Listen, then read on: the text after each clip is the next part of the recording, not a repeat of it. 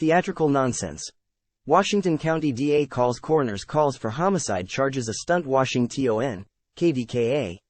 Just one day after the Washington County Coroner, Timothy Warco, said he believed that homicide charges were necessary for the police shooting of Eduardo Hoover Jr., District Attorney Jason Walsh fired back, calling it theatrical nonsense.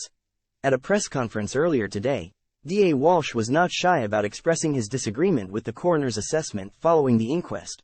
Related stories. On May 5, 2023, I stood at this very podium and told you that the homicide of Eduardo Hoover Jr. was justified, and again today, I stand by that decision, he said.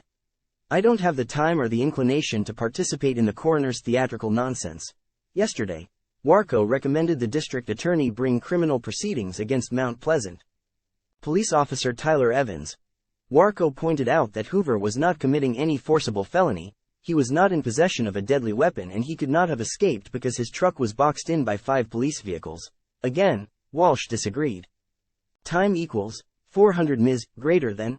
The standard for deadly force is a subjective one from the officer's belief in real time, firing his weapon, not from the comfort and safety of a conference room, he said. Officers have families they want to go home to. Walsh spent a large portion of the press conference railing against Warco's findings and conclusion. What was the coroner doing for 7 months because this happened in April, he asks. He sat as judge in a theatrical stunt, which is an absolute overreach by the coroner, who doesn't have authority regarding charging crimes. Nowhere in the Coroner's Act does it say that he's required to do an inquest because an officer was involved in the shooting. Warco has said if Walsh does not elect to bring charges against Evans, he will go to the Attorney General.